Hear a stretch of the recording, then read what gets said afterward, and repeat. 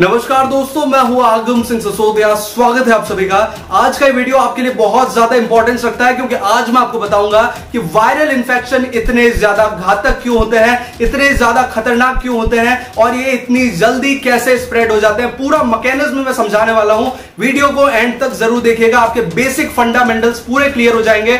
और सबसे पहले स्टार्ट करते हैं कि वायरल इन्फेक्शन एक बैक्टीरियल इन्फेक्शन से अलग कैसे होता है, इतना घातक ये कैसे हो जाता है। तो चलिए शुरू किया जाए। ये जानना बहुत ज़रूरी है क्योंकि कई लोग जो बायोलॉजी फील्ड से नहीं है उनकी नज़र में बैक्टीरिया और वायरस एक ही है। तो सबसे पहले तो इस गलतफहमी को दूर करते हैं। देखिए, बैक्टीरिया एक लिविंग ऑर्गेनिज्म है, यानी कि एक जीवित प्राणी, जबकि वायरस क्या है? वायरस एक सब माइक्रोस्कोपिक पार्टिकल है जो कि ना एक जीवित प्राणी है ना एक मृत प्राणी है। इसका जो स्ट्रक्चर होता है बहुत ज़्यादा सिंपल स्ट्रक्चर होता है। इसमें सिर्फ एक डीएनए और एक प्रोटीन कोट होता है। यानी कि जैसे बैक्टीरिया या हमारे अंदर बहुत सारे ऑर्गन होते हैं, हम अपना खाना खुद खा लेते हैं, पचा लेते हैं, सब कुछ कर लेते हैं। वायरस के पास कुछ नहीं होता। जैसे बैक्टीरिया के पास अपना खाना लेने की क्षमता होती है, उसको डाइजेस्ट करके अपनी एनर्जी यूटिलाइज करने की क्षमता होती है।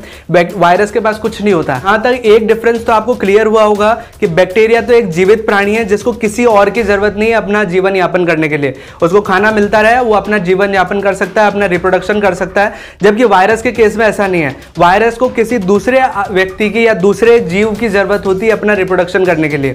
पर बात यहां पर वापस आ जाती है कि आखिर ये इतना घातक क्यों है, इतना डेंजरस क्यों है। तो अब इसे समझने के लिए आपको वायरस का रेप्लिकेशन साइकिल समझना पड़ेगा, यानी कि वायरस संख्या वृद्धि कैसे करता है अपनी, इस बात को समझना पड़ेगा। तब जाकर आप समझ पाएंगे कि वायरस इतना ज्यादा डेंजरस क्यों होता है। वायरस रेप्लिकेशन करने के लिए सबसे पहले तो क्या करेगा? अपना होस्ट ढूंढेगा। क्योंकि बैक्टीरिया की बात जैसे मैंने बताया था कि बैक्टीरिया को किसी और ऑर्गेनिज्म की ज़रूरत नहीं होती रिप्रोडक्शन के लिए या फिर अपना जीवन यापन करने के लिए, जबकि वायरस को किसी और की ज़रूरत होती है। तो वायरस क्या करता है? अपना सबसे पहले होस्ट ढूंढता है क्योंकि उसको जिंदा होना है।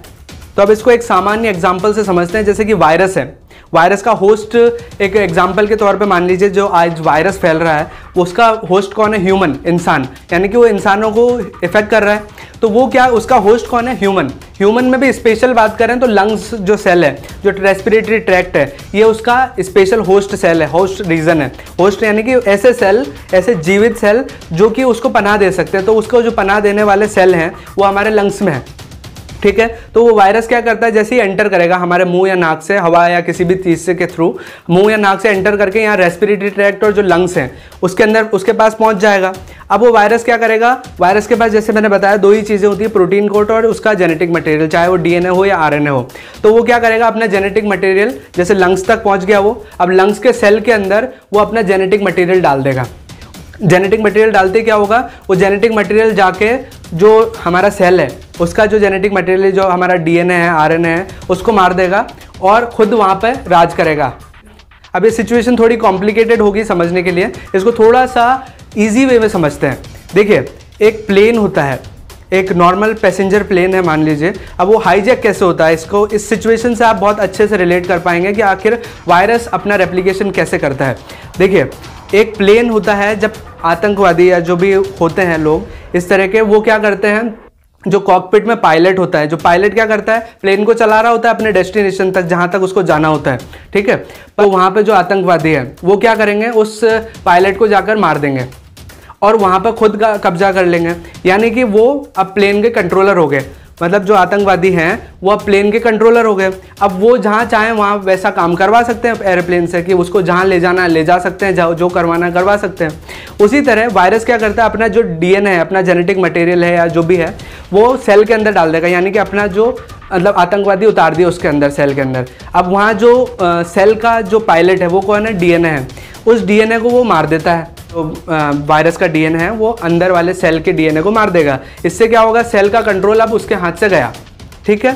अब जो आतंकवादी है यानी कि वायरस है, वायरस का जो डीएनए है वो सेल को कंट्रोल करेगा। अब ये वायरस क्या करेगा? अब कंट्रोल में आ गया, मतलब वायरस पूरी तरह जीवित हो गया। मतलब अब वो सेल हमारा सेल नहीं रहा, अब वो सेल हो गया वायरस का सेल। यानी कि वो जो प्लेन था वो हमारा प्लेन नहीं रहा, अब वो आतंकवादी का प्लेन हो गया। उसी तरह से ये वायरस का प्लेन सेल हो गया। अब वायरस जो चाहे उस सेल से करवा सकता है। तो वायरस क्या करता है, अपना रेप्लिकेशन उस सेल के अंदर चालू करता है। कैसे करेगा वायरस, क्या करेगा, अब पूरे सेल को आदेश देगा कि अब मेरे जैसे और जेनेटिक मटेरियल बनाओ, या तो डीएनए बनाओ या आरएनए, जिस तरह का भी मटेरियल होगा उसका वो वैसे बनाएगा, और बहुत सारे वायरस पार्टिकल बना करके उस सेल को फोड़ के वो बाहर निकल जाएंगे। यानी कि जो वो सेल था हमारा, वो सेल तो डैमेज हो गया, और जो वायरस थे, बहुत सारे वायरस, लाखों करोड़ों, एक साथ 1000 से लेकर लाखों तक एक सेल से वायरस निकल सकते हैं। तो एक वायरस जब एक सेल को इन्फेक्ट करता है तो हजारों लाखों वायरस एक साथ निकलते हैं। बैक्टीरिया के केस में आपने देखा होगा कि 1 से 2 हो रहा है, 2 से 4 हो रहा है, 4 से 8 हो रहा है, यानी कि नंबर डुप्लीकेट होता जा रहा है। जबकि वायरस के केस में क्या हो रहा है कि एक वायरस एंटर कर रहा है, एक वायरस इन्फेक्ट कर रहा है, और 1000 से 1 लाख वायरस एक बार में बन जाते हैं।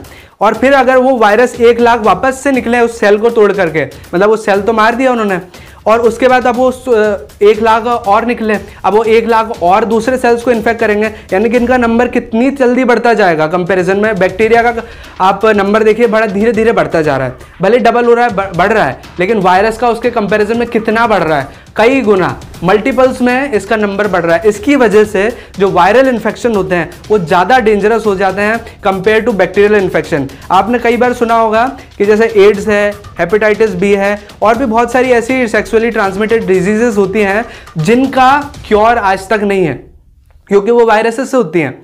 जबकि बैक्टीरियल की most of the diseases curable होती हैं, वायरस की डिजीजेस क्योरेबल नहीं है। बिकॉज ऑफ दिस, क्योंकि वायरस इतने ज़्यादा एक्सपोनेंशियल नंबर में फैलता है, और इसकी वजह से कॉन्टेगियस रेट भी ज़्यादा होता है, मतलब ये लोगों तक जल्दी फैलता है, क्योंकि नंबर ज़्यादा है, जल्दी फैलेगा। बैक्टीरिया क्या है, आप मार भी सकते हो उसको, उसकी सेल वॉल डीनेचर कर दी, अलग अलग एंटीबायोटिक्स देके उसको मतलब प्रॉपर क्योर हो जाता है। लेकिन वायरस है, वायरस कहाँ रह रहा है, सेल के अंदर जा करके, और ये वायरस क्या करते हैं, पूरी बॉडी के अंदर इन्फेक्ट कर देते हैं। मतलब एक एक सेल हमारा इन्फेक्ट होगा। अगर हम वायरस को मारने के चक्कर में सेल को भी अगर मारने की कोशिश करेंगे तो पूरी बॉडी के सेल डीनेचर हो जाएंगे, मतलब पूरी बॉडी के सेल मर जाएंगे, तो हमारी अस्तित्व भी खत्म हो जाएगा, वहीं के वहीं हमारी डेथ हो जाएगी। तो हम वायरस को मार भी नहीं सकते इस तरह से। तो यहाँ पर एंटीवायरल ड्रग्स यूज होते हैं जो कि वायरल के अगेंस्ट काम करते हैं। ये क्या करते हैं, वायरस को मारते नहीं है, ये वायरस का रेप्लिकेशन रोक देते हैं। रेप्लिकेशन मतलब कि वायरस 1 से लाखों हो रहा था, अब उसको वो लाखों से वहीं के वहीं 1 के ऊपर सीमित रखेंगे। वो एक वायरस को हजारों लाखों होने नहीं देंगे। वो जो एंटीवायरल ड्रग्स हैं वो उसको वहीं तक रोके रखने का काम करते हैं। और जैसे हमारी बॉडी का इम्यून सिस्टम वगैरह वर्क करता है, वो क्या करता है, उस वायरस को बाद में डीनेचर कर देता है, और वो जो बीमारी है वहीं तक सीमित रह जाती है और आगे नहीं बढ़ पाती। तो एंटीवायरस का बस बेसिक जो काम है वो ये है कि वो उसको रेप्लिकेशन से रोक लेती है। तो ये था वो रीज़न कि आखिर वायरस इतना घातक क्यों होता है बैक्टीरिया के कंपैरिजन में। क्योंकि वायरस जैसा कि आपने देखा 1 से लाखों तक संख्या में फैल जाता है, एक रेप्लिकेशन, एक सिंगल रेप्लिकेशन साइकिल में, और वो बढ़ती ही चली जाती है।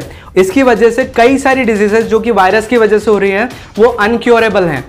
तो ये थी वो सारी जानकारी जो मैं आपके साथ शेयर करना चाहता था। मैं आशा करता हूं कि आपको इससे कुछ नया सीखने को मिला होगा। अगर आपको ये वीडियो किसी भी तरह हेल्पफुल लगे तो प्लीज़ वीडियो को लाइक कीजिएगा, शेयर कीजिएगा अपने दोस्तों और अपने फैमिली मेम्बर्स के साथ, और चैनल को सब्सक्राइब कर लीजिए, क्योंकि मैं इसी तरह के वीडियोज़ लेके आने वाला हूँ।